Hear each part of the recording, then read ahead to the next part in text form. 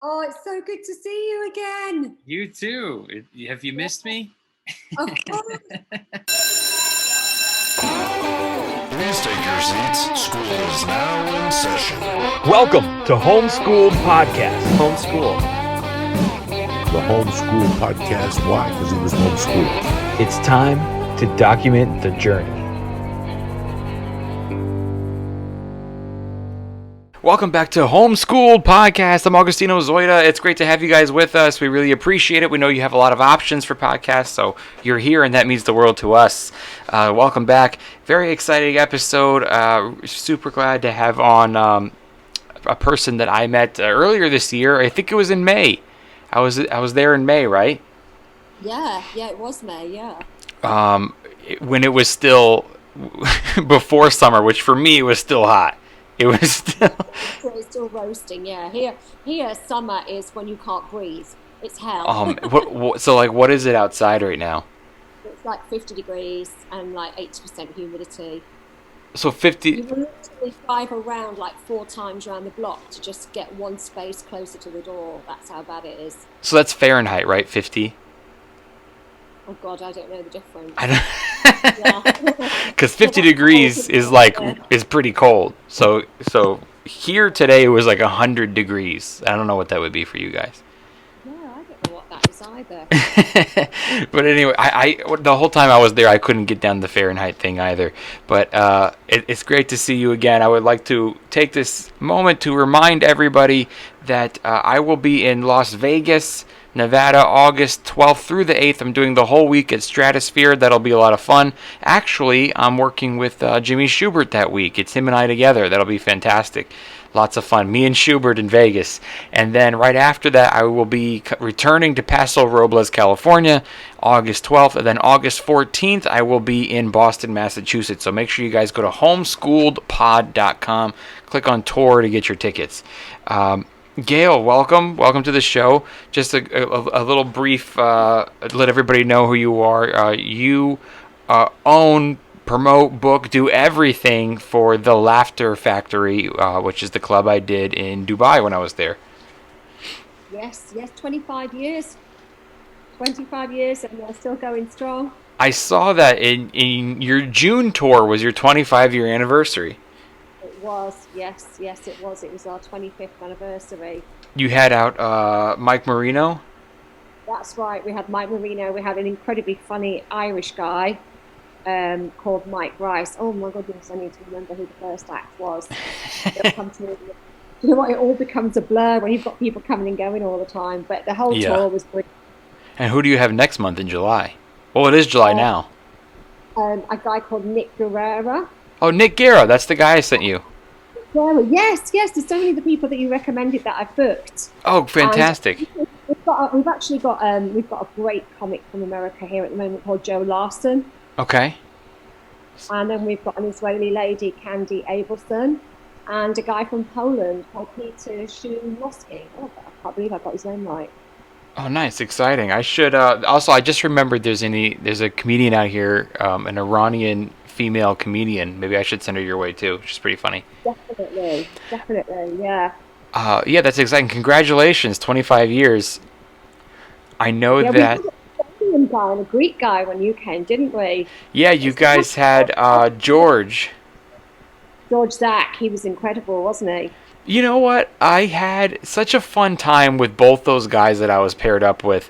I was a little nervous at first because I was like, first of all, it was my first time ever that far away from home, and for 2 weeks. And yeah, I mean, the most I've gone out of America is Canada. Like I've played in Canada, and that's about it. But so that was my big first overseas tour, and I was a little nervous that I wouldn't know anybody. And that was my first time meeting Ari and George. Yeah, he was a funny guy as well, wasn't he? Yeah, I still to this day think about, even though it wasn't even that long ago, a couple months ago, and I still kind of miss it. I miss hanging out with those dudes all the time. We got along like we knew each other forever, Yeah. No, it was a great tour, wasn't it? I mean, the yacht party was the highlight, wasn't it? The comedy. We all hired a yacht, didn't we? Because it's in a recession at the moment. You can like hire a yacht. What did we pay? Like $50 or something each Something to like that, yeah. private yacht. It was ridiculous, wasn't it? We certainly did party. Yeah. It was a lot of fun. Yeah. You know, us three guys were all, I'd say we were all kind of like the same age. I had a great time with them. They're all really funny. They all love talking about stand-up comedy, which is something that I love talking about, you know. Not only our own Yeah. stuff, but like famous comics bits. We're like, hey, have you ever heard this one? Like, just the whole day we were doing that with each other. And the yacht party was awesome. The guy from Estonia, I just thought, oh, he wouldn't know so much about comedy. And he was only really young, wasn't he? But he was like an encyclopedia, wasn't he? Yes, he's a little younger than I am. And I noticed that he followed a lot of American comedy. Like, he knew everyone I knew. And he listened Right. to a lot of podcasts of all, like, you know, he knew me already before I met him because I was on Joey Diaz's podcast a lot, and that was one that he had listened to a lot. So he already knew who I was. And I guess Ari's, like, kind of really well known in Estonia. Like, he's, like, the Yes. biggest comic there. Well, I've got a couple of guys from, well, this guy's from Poland. He's like huge in Poland that I've got at the moment. And before that, we had a Romanian, same thing, just going out around Romania doing theatre tours. But the standard that's coming out of there is incredible, isn't it? Considering they've not been doing it for so long. Yeah. And I remember Ari was telling me, you know, we had a pandemic, and we all dealt with it in different ways, but he went a year without doing stand-up comedy in English. Oh, yeah. He struggled a bit his first night, didn't he? He'd forgotten his English, but then he got into it the next night. Yeah, by night two, he was already like coming back to himself. But I can't imagine that because I know the struggles that I dealt with from coming out of the pandemic and not being able to get on stage as much as I was used to. Yeah. And that was kind of like the big epic comeback was me going to Dubai. That was like the official, like, things are coming back. You know, Yeah. I had been working since February. I had already been gigging, you know, since February. But going to Dubai was like the official, like, the world is opening again. I'm able to, without a vaccine at the time, go to another country and perform, and that was a huge deal for me. So I was super excited about it, very excited to get back up on stage. And you guys had a social distance crowd, and you kept telling me, like, normally it's, you know what I mean, like, we wish we could have people more packed in close together, but your guys' version of social distance was not as bad as ours. That was a blessing to perform there. When I saw your rooms, and it was like old memories of a great packed comedy club and people just wanting to laugh and have a great time. It was Well, we've wonderful. managed to go down even further since then now. So the gigs have kind of gone up a gear because we've got rid of the tables and we've got everybody more packed in now. But it's Really? still that 4 meters from the front is the difficult part, isn't it? For the comics, I think. You know, it's that big gap. I think once that goes, it'll all go back to being pretty much a normal vibe. Just another few more weeks, I think. I'm hoping that things will change the next month. We've got everybody vaccinated here, so Yeah. I can't see why not. Most of the people that are coming here are vaccinated, so I'm hoping that we can start packing people back in again. Are they packed back in America now? You know, can you believe it? We're going back into another lockdown in Los Angeles. In Los Angeles. So, yeah, the Comedy Store and all the comedy clubs are pretty much back, you know, indoors at full capacity pretty much. But then they just announced that we all have to start wearing masks again. Started 2 days ago. Oh dear. Oh, no. Do they still make you guys wear masks indoors?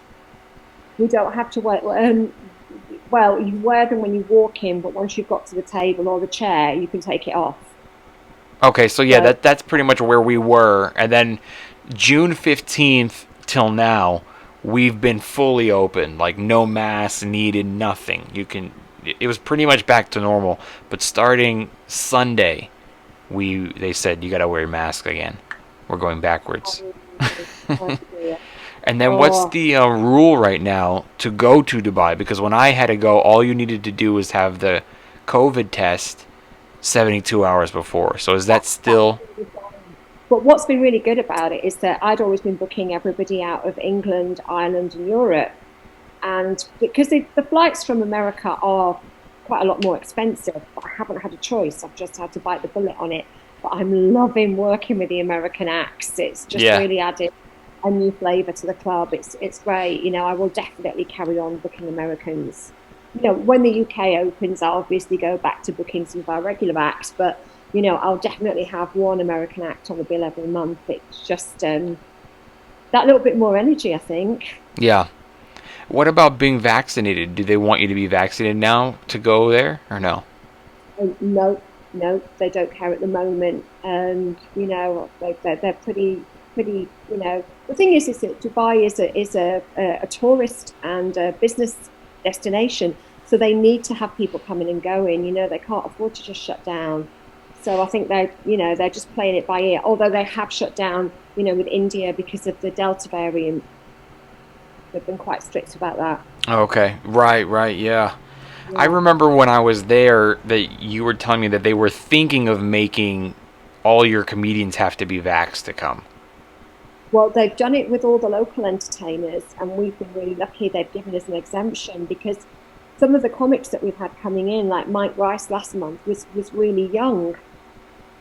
You know, so I don't remember who the first act was now. It was Corey Michaelis. Do you know him? Oh, no, I don't. Yeah, he's American. But the younger acts can't get their vaccination, can they, in some countries? Here you can. Can you get it when you're younger there? Yeah, America's done a great job, like Britain, of rolling it out. But he was based in Barcelona, and he couldn't get the vaccination like last month, even if he wanted it. So we were lucky we got an exemption. Oh, wow. Because I remember that was one of the things I wanted to talk to you about, because one of the shows that I did, some people from, I guess, should we say the government, or what do you... Oh, yeah, Dubai tourism. Yeah, they came in, watch it. They had a fantastic time. I know. That's what you... I remember you were telling me that they... You need to get Biden, and you need to get Boris Johnson. They all need to start watching comedy. Yeah. Because we did the show, and I remember they had a really good time that night, and they came and joined us afterward at like the after party at the table and have drinks. And I remember you saying that they were thinking about making all your comedians be vaxxed, just like all the local entertainment, but they had such a great time they kind of gave you an exemption. Yeah. That was really cool. Yeah, that was. That was funny. I thought it was funny how you told us afterwards. You were like, yeah, they were in there. Good job that you were all funny, wasn't it? Otherwise, nobody was laughing. Yeah, if we didn't do a great job, who knows? Comedy in Dubai.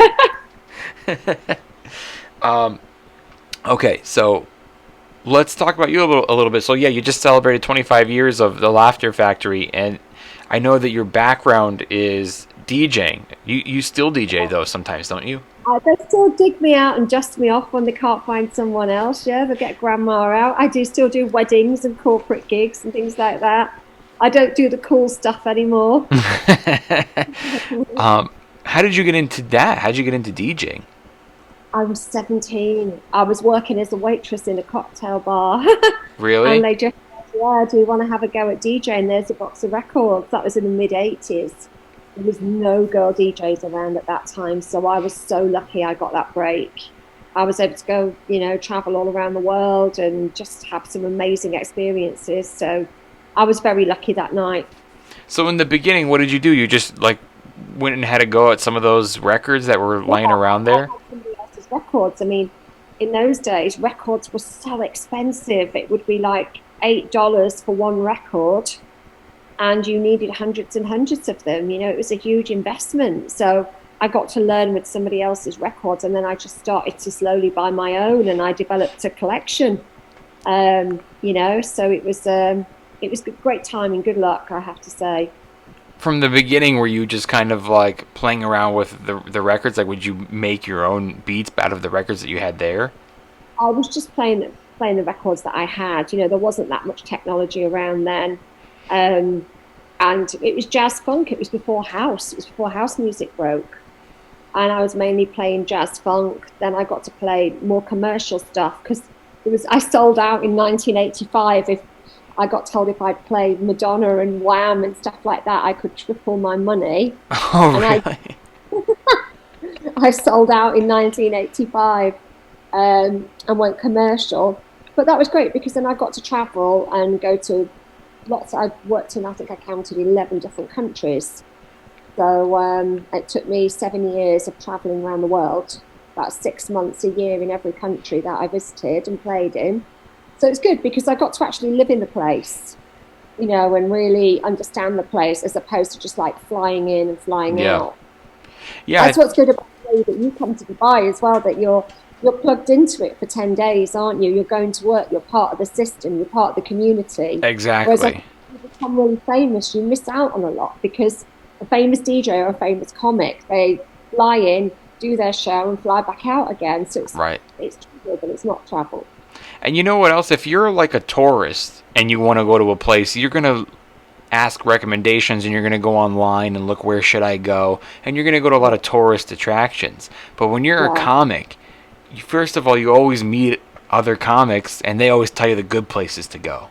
You know, they're like, I'm thinking about going to that place. They're like, that's a tourist attraction, you know. Yeah. Go check out that other one. The view's better and you don't have to pay. You know what I mean? Like things like that. Especially with a city like Dubai as well, because it's probably similar to New York, I'm guessing. It's so expensive that if you don't know where the deals are and you don't know, you know, your way around it, it's very, very difficult, isn't it? It's a very expensive place.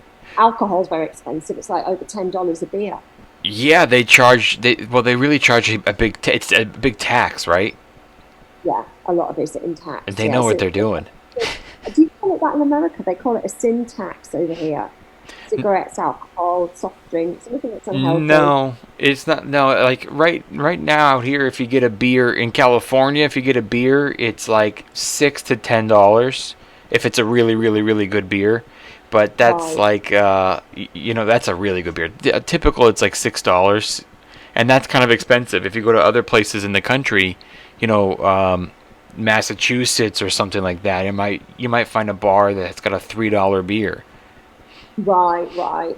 Yeah. You see, everyone here now drinks in happy hour. Nobody pays the full price anymore. They just drink in happy hour and go home at like 9 o'clock or something.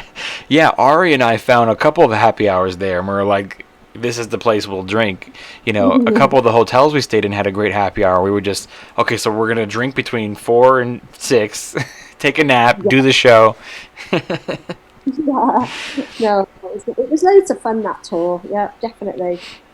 Oh man, that one was a fun one. And then I was also going to ask you. So you're touring around doing DJing.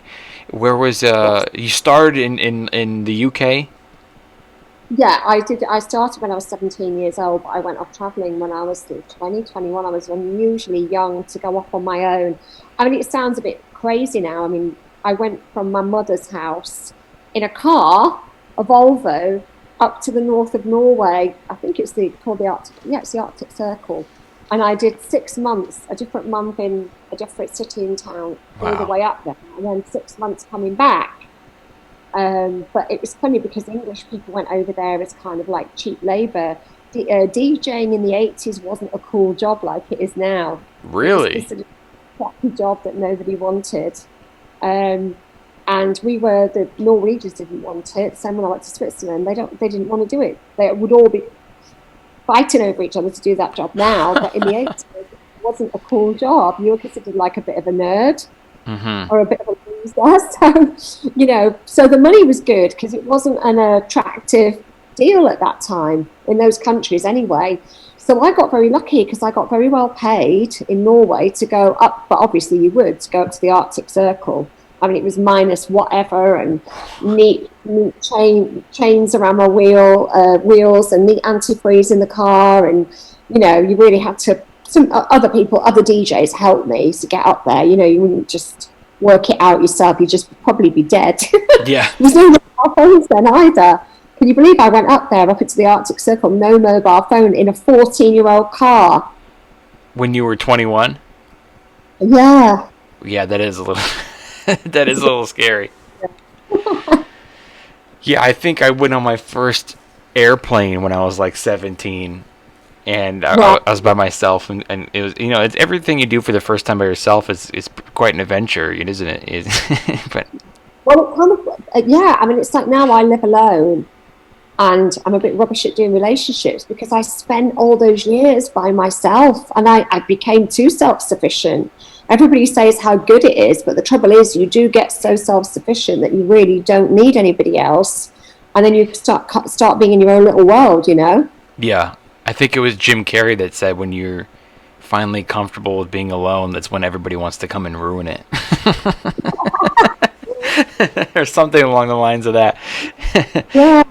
And then I went to I went to Switzerland, St. Moritz, which was all the real A-list. It was, you know, the Onassis and the Kennedys and Benetton and the guy who owned Fiat cars. So I'd never met those kind of people before, you know. So that was a bit of an eye-opener. And then I spent a year working for the richest man in the world as his personal DJ. That was the Sultan of Brunei. Wow. And Cairo, Indonesia. I was the first DJ in communist China and the first one over the Berlin Wall. It should have been a German, and it wasn't. It was me. Really? It was a gig that nobody wanted. And I took vinyl over there. It was quite interesting because the DJs had been playing on tapes, you know, old-fashioned cassette tapes. And to mix them up, they would get a thick blue Bic pen and speed the wheel of the cassette up or slow it down. I mean, genius. It's amazing what humans will do. Yeah. So when I took vinyl in there, the place on the first night was just packed with DJs all watching what I was doing. That was in 1989, the end of 89. It was freezing.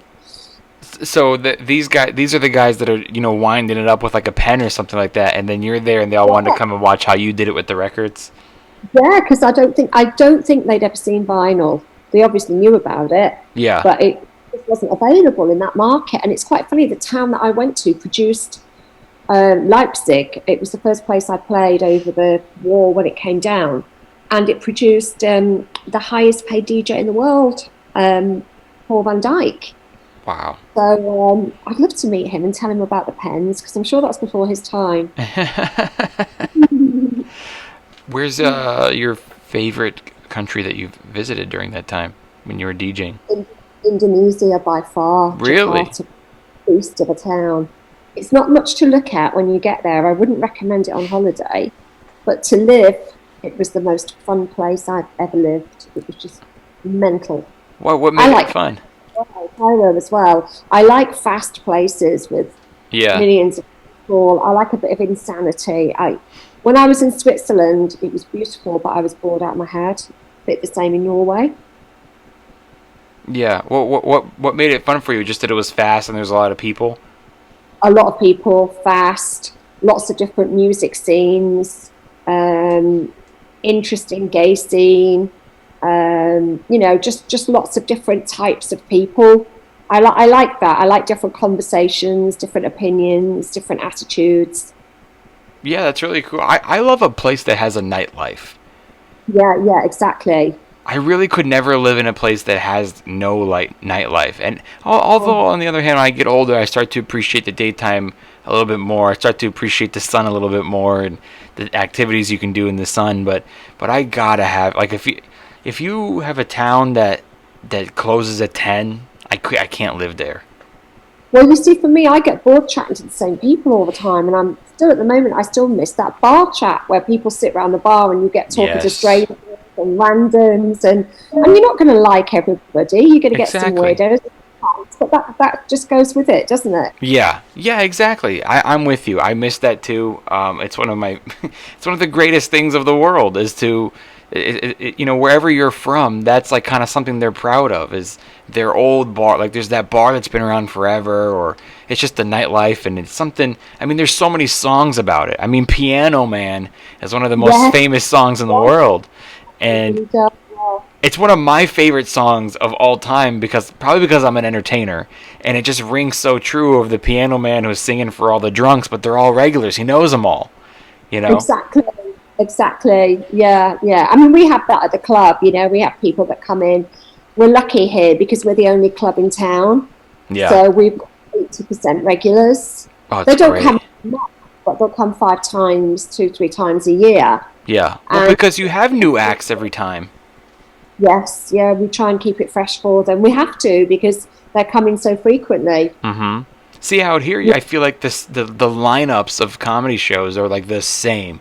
Every night Right. it's the same. But then again, it's different audience. Like, people come to LA to go to the world famous Comedy Store because they're hoping to run into, Bill Burr or, Joe Rogan or something. So it's like they got to keep having those lineups. But there, you have the same people and you can constantly bring in new acts, which is I'm the opposite. I get zero tourists through my door, even though we're a tourist town. They just don't want to sit in a comedy show when they come here. I have no idea why. All we ever have is residents. I don't get a tourist from one year's end to the next. that's It's so strange. interesting. It's Yeah. like I think I saw somewhere that Dubai is like the number on the list, number one on the list of a destination for travelers. Like, that's where Yes. everybody's dream is to go. Yes, it's a real popular hub because they've done a great job. I mean, it is very glamorous. The good thing about Dubai as well is that you're just so safe.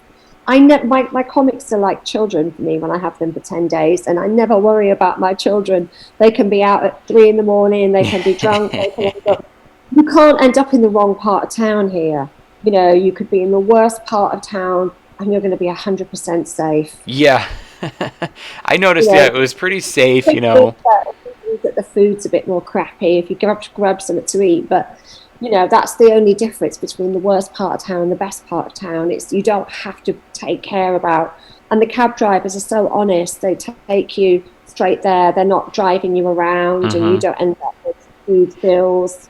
If you've got a diamond-studded Rolex on and you fall asleep somewhere, you're going to wake up with it still on.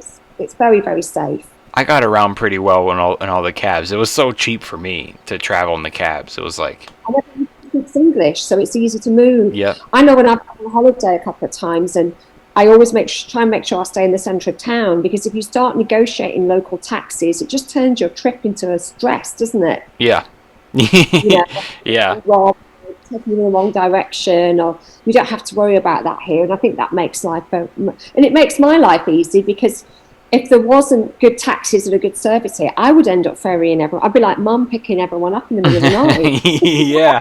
Yeah, exactly. Out here, Uber was sort of our solution to the very, very expensive taxis, and it had been for the past couple of years. But recently, this year, like ever since after the pandemic, it is very expensive to Uber now. Oh, no. Very, yeah. It used to cost me from my house, which I live in Studio City, which is probably like 10 to 15 minutes from Hollywood, right? So from my house to go to LAX airport, it used to be $20 to $30, and now it's $75. Oh no, because I thought the whole thing about Uber, particularly in the UK, is similar. It stops a lot of loneliness because, particularly like myself, a single woman, if I couldn't afford the cab fare, I couldn't go out at night. I'd feel isolated. Yeah, that's exactly right. It was a great solution for the drivers to make money. You could be your own boss and make your own schedule, and then people could get around, and it really helped with drunk driving, I think. Because why drink and drive when Uber was $10 to get me home? And you can call an Uber and it would show up in 2 minutes. But now it's so expensive, and I think it partially is because a lot of people moved from the big cities in the pandemic, so there's not really drivers here anymore. So now it takes maybe 12 minutes to get a car, at least. And there's not as many drivers, so the rates are just higher. Right. Oh, that's a shame. I actually was just in Seattle this last week. I did a show in Seattle. That was a lot of fun.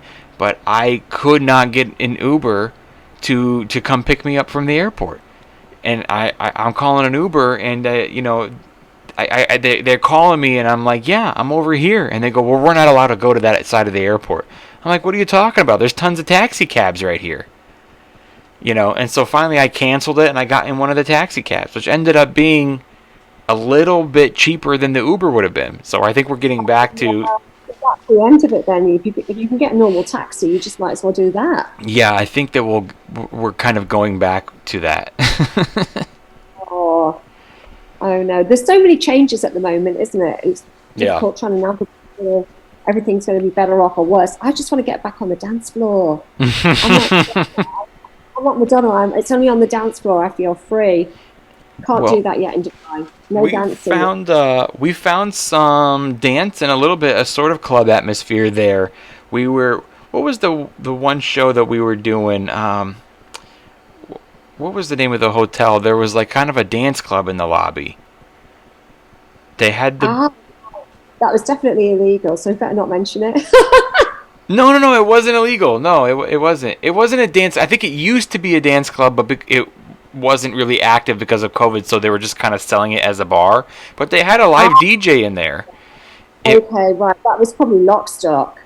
Yeah, I think maybe it was Lock Stock, but it was the one that was in the lobby of, like, you have to take an elevator up to it. Yes, that's the one. That's Lock Stock. We had some fun in there, and there was music, so people just kind of got up and danced. That was fun.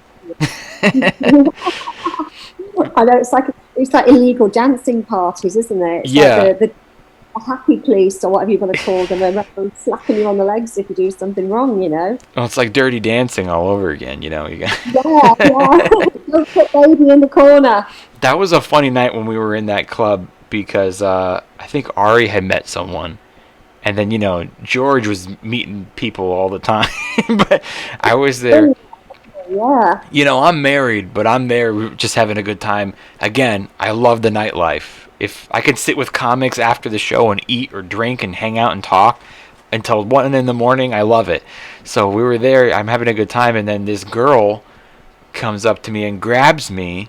And she pulled me over to their table, and I sat down, and I go, they must have been at the show, because there was a lot of people at the show there, and they, we saw your show, you're so funny, blah, blah, you know, that type of thing. So I sit down at the table, and I go like, how did you guys like the show? And they're like, what show? And I go, oh no, weren't you just at my show? Isn't that why you wanted to say hi? And they're like, no. And then she just thought you were cute. What a bonus. So the girl was like, no, I just wanted to meet you. And you know what's funny is like she was Russian, and so was my wife. And I'm like, so then George, the Greek, as he's known on Instagram, comes over and he whispers in my ear, and he's like, he goes, if you want to pursue this, I can keep a secret.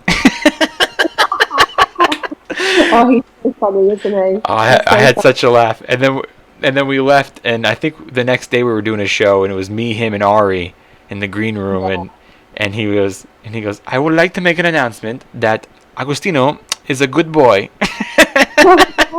Oh, that's so cute. Yeah. He just split up with his girlfriend before he came over here. That's right. He? So I think he was looking for trouble, and I think trouble was looking for him as well. Well, I think he found it, yeah. So, how did you... Okay, so DJing, touring the world, how did you finally land in Dubai? Well, it was funny. I was in Cairo before, and it became a bit unsafe for Westerners. I think it must have been 92, because I arrived here in 93. And I had to move. I didn't want to move. I love being in Cairo. And I came to Dubai, and I found it so boring.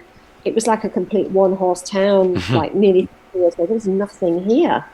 But I was earning a fortune DJing, so I couldn't leave. I was so bored. And because I couldn't leave, I couldn't, afford to leave. That's how we ended up. I met Duncan, my business partner, right, and he's a professional drummer. And we started the Laughter Factory just for something to do, for something to watch, because we were going insane here. And then Dubai became this, it just exploded, a bit like Vegas out of the desert. Yeah. And then all of a sudden it became so much fun. And now I love living here. I think it's one of the best places in the world, because you've got all the advantages of a major city, but you've got the safety of a village. And I just love that combination. Yeah, I did find it very safe, very clean. So you and Duncan must have obviously been stand-up comedy fans for you to go, let's think of some entertainment because we're bored. And why stand-up? You must have been fans. Yeah, well, we weren't massive fans. I mean, I'd spent all those years traveling, and when I traveled, there was no television, and I sound like grandma now, no television and no internet. All I had was books. So it wasn't like I developed a taste for stand-up while I was traveling, but I knew a guy who had a club in Manchester. So he put me in touch with we had two circuits then. I don't know if you did in America. There was one called the alternative circuit and one called the mainstream circuit. Yeah. And it was called the alternative because it was an alternative to sexist, racist jokes. So we went with a guy obviously from the alternative circuit, and they all write original material. The mainstream comics used to all just tell the same jokes. I don't know if it was the same in America. It sort of still is. It sort of still is. Those comics that do the mother-in-law gags and they all tell the same jokes. Whereas I know on the UK circuit, if somebody steals someone's material, it's like somebody's committed murder. It's the worst thing that you could possibly do. Yeah, well, you know what's funny? That's true out here too. But you'll have guys that were ready to kill each other over someone stealing their joke, and neither one of them will stop and go, guys, this is a joke that is so common. Like, not only you two have it. Yeah. Like, they're so blind to how, I don't know what word you want to use, hacky or obvious the joke is, that they just want to, they would still kill each other over a stolen joke, but the joke was, like, not even brilliant. It wasn't even... Do you know where I get that in Dubai? They all go, oh my God, it's so hot. I stepped outside and it's like being in a sauna. And in the summer, obviously in the winter it's beautiful here, but in the summer months it's like nearly every comic does that joke. It's really good on it. I did it. Never mind force of it. Oh man, yeah, I'll bet, but yeah, you got the mainstream. Although, you know what's funny, in America now, our mainstream is the alt. Right. I think, like, we had alt and mainstream also, but at some point alt became the mainstream when podcasts got so famous and you found out about these, Joe Rogan's podcast is probably the biggest in the world, and he introduced you to so many comedians who are really creative and really stepping outside of the creative box, and it kind of showed you that the guys that were mainstream are kind of all doing the same stuff and talking about the same things, and racial, and it's easy material. As well, with just before the lockdowns, when we were bringing people from England, and they could get away with more stuff here because of the whole woke thing in England is huge. And they could have more freedom of speech here in the Middle East. We don't censor our acts at all. They have more freedom here than they do in the UK. How bizarre is that? Yeah, that is bizarre. And in some ways, more than America, which is apparently the free country. You guys had a little bit more, I noticed a little bit more freedoms in some way. Yeah, it's very strange, isn't it, how that one's panned out? Because I used to be on tenterhooks 25 years ago because, Dubai was very different then. It's a lot more conservative, and I was always worried that somebody would walk in and we'd get shut down and there'd be a problem. But nothing ever happened, and I'd try and censor comics. It'd be a waste of time the first year or 2 years. Oh, better not say this or that. And then I just gave up. I just went, no, just let them do what they want. And it's worked out fine. Yeah. I just did Portland and Seattle, and man, they are easily offended. They're quite... Is that the woke brigade? I suppose you can call them woke. The latte sipping crowd. Yeah, I mean, I had a lot of fun there. Majority of the audience was a lot of fun, but certain things they would get really sensitive on, like, Right. I mean, I have some controversial material that I couldn't even get to because they were getting tight on me with the light stuff, Yeah. So, but then again, you know what it is? Afterwards, I would talk to people, and they would go, don't listen to them. We loved that thing. They were telling me they were liking it. So I think people just feel uncomfortable to laugh out loud. They don't want everyone else to know that they thought it was funny in case they get offended. Yeah. I think that's the big problem now that we've got with comedy clubs, isn't it? People are a bit, that hasn't come over here yet, but I'm sure it'll come eventually. Yeah. People are still just laughing at anything and having a good time, But as well, we've got a lot of people doing English in their second language as well, So I think that they're just exploring the whole scene, aren't they? Mm-hmm. Yeah, I think the only thing... For a lot of them. close to what we're talking about that I noticed in Dubai was only caused by the comedians. Like the only awkwardness, because I think I was probably one in a long time comics that you've had from America. It's probably been a long time since you had an American. Yeah, definitely, yeah. I think It's that. we didn't book American acts before because we just couldn't afford them. We Mhm. used to book a lot of Canadian acts, like Russell Peters and Sammy in the club, and we used to get some really good Canadian acts, but they would be coming in and out of the UK. They would have moved to England because the scene, and I think they could get more money in England. So a lot of them, Canadian acts moved to the UK. Mhm. Yeah, Um, the one problem I found in myself that I made the room awkward, I think, was in the first show, is I got in my own head thinking I couldn't say everything because I was going to offend them. You know, right, especially if you yeah, see somebody in the crowd who's like full burqa, and it's a little yeah. intimidating. I know. But And after that, they're always the ones laughing the hardest, aren't they? it's exactly what I noticed. So after the first show, I saw that they were laughing the hardest. They were like, a woman in a full burqa, you're doing dick jokes, and they were laughing at it. I know. It's And funny, isn't it? It's so funny. that's why I even Really, told Nick Guerra, who's coming to do your tour this month. I told yeah. him of my mistake. I was like, don't think that don't put it in your head that you can't do the stuff that you want to do. Yeah, they love a bit of filth, don't they? Yeah, yeah. I mean, as long as you're not offending the government or, you know what I Yeah, mean? They certainly did have a good time. I freed myself to do me, to be myself. yeah.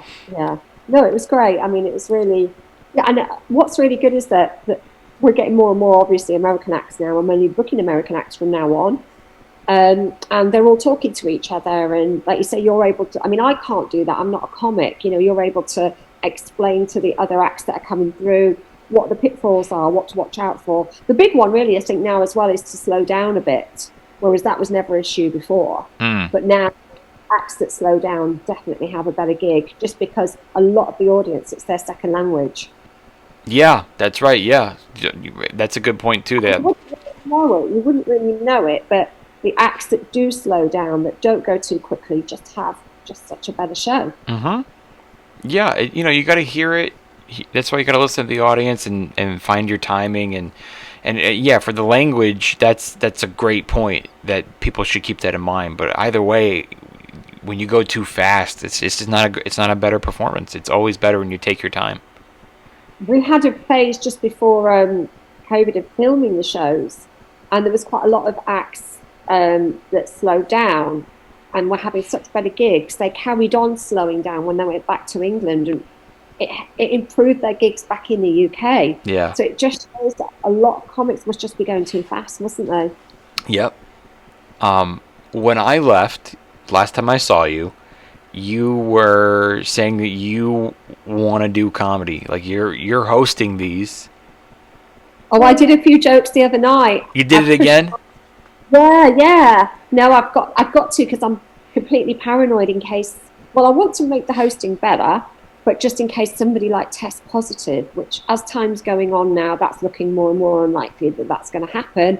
But it would be just if you got your guard down. So I would just want to try and get 10 minutes, just Yeah. so that, in case somebody tests positive, I can get up there and fill a bit of a gap until we get another comic on the plane. Because obviously I can't replace a comic, get them tested and booked on a flight in 24 hours. Yeah, of course not. Of course, you couldn't even get them, a test results in 24 hours. Exactly.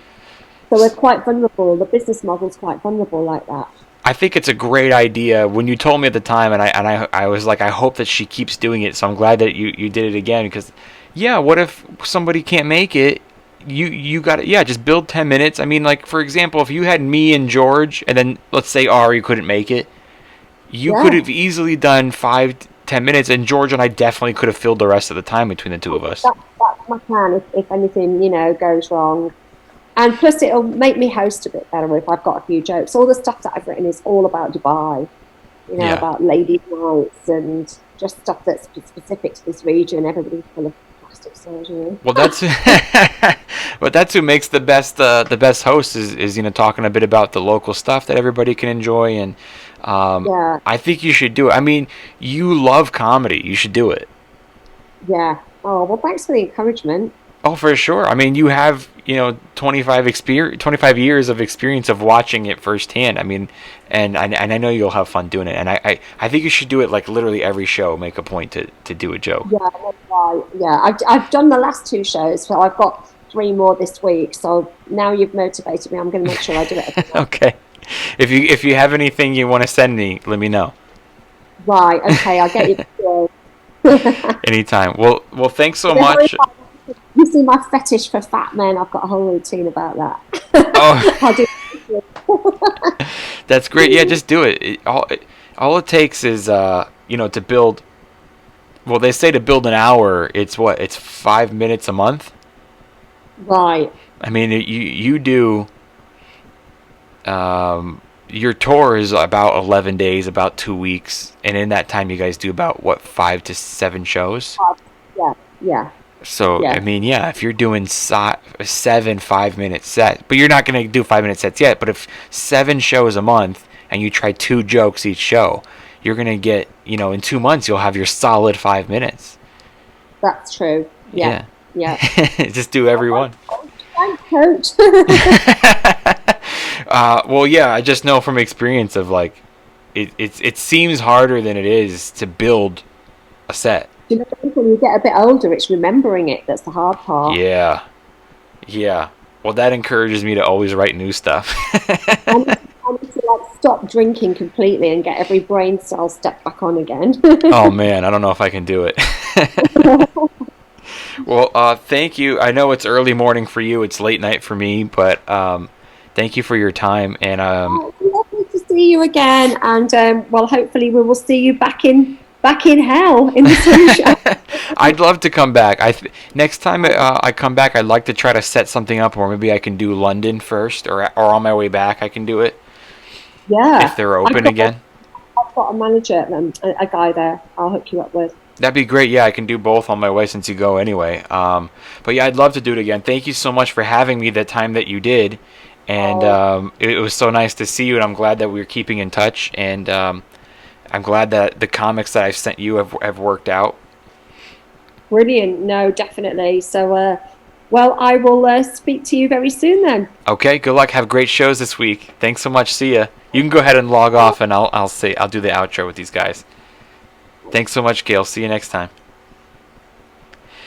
Guys, that was well, obviously that was Gail Clough, who owns, well, with Duncan, she owns the Laughter Factory, which is the club that I did in Dubai, which you've heard me talk a lot about the last couple of months. I wanted to have her on, basically I wrote down a couple bullet points that I want to talk to her about, and we covered every one pretty much. I wanted to talk about how she got into her DJing background, how that turned into comedy, how did she end up in Dubai, and I'm glad that we were able to cover all of that in such a short time. And I really wanted to talk about my trip because, I did have my, pros and cons of my time in Dubai, but overall I'm glad I went, and every time I look back on it, so glad I went. And I actually do miss those guys that I worked with, and being on the road with them and stuff like that. I was homesick, but it was a lot of fun, so I'm glad that we got to talk about it. But it was something for me to look forward to, and to be honest with you, like I said, I was already gigging in 2021 since February, but getting booked in Dubai this past May. So it was only like February I did 2 gigs. I think March I maybe had one, maybe. April I think I had 1 or 2 gigs, but then May I got 2 weeks booked in Dubai. I was recommended to her by Jimmy Schubert, who did it a couple of years ago. And so thank you to Jimmy Schubert for always looking out for me. But it was a great experience, and it really gave me something to look forward to when I was just coming out of a really dark depression during the pandemic, and me not being able to get on stage as much as I could really had its toll on me. And I've been a lot better since I've been on the road. Even though I'm still not 100% back, I would like there to be a point where I can hang out 3 to 5 nights a week again at a comedy club and hang, plus get on stage and try new stuff more often. But being on the road more is doing its job. And you know what? That Dubai gig at the time, getting booked in Dubai gives me something to look forward to. When I was down and depressed, and it gave me like, this is the official comeback, because that's like making it official that the world is opening. I all I had to do was get a little test, and I had to go, and it was like official. This is it. This is something for me to work towards. It kept me going, picked me up a little bit, and it was a great experience. I'm really glad that I did it, and I was really looking forward to, because their restrictions are a little less than ours. Like, their social distancing is not the same as our social distancing. So I'm looking forward to being in a big room packed with people, performing again, and that's what got me through it. So thank you guys for letting me ramble on here. It was just a pretty good iconic thing for my career, iconic thing for the world, and I'm very thankful I got to do it. Very thankful to Gail and Duncan for having me, and I'd love to do it again next year. Thank you guys for listening. Don't forget, if you want to see me live, August 2nd through 8th, I'm in Las Vegas, Nevada. So that's August 2nd through 8th. I'm there the whole week at the Stratosphere Hotel, performing at the LA Comedy Club, which is located inside the hotel. And that's August 2nd through 8th.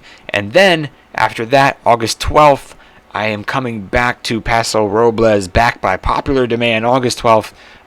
This time only doing one show, so make sure you get your tickets ASAP. Homeschoolpod.com, click on tour for all ticket sales. And then August 14th, I will be in Boston, Massachusetts, and I'm having Lee Syat open for me, so that's going to be a lot of fun. So make sure, that one's super limited seating. Right now there's only one show. If it sells out, we might add a second one, and it only holds like 50 people. So guys, make sure you get tickets to that one soon. Tickets are available right now, homeschoolpod.com.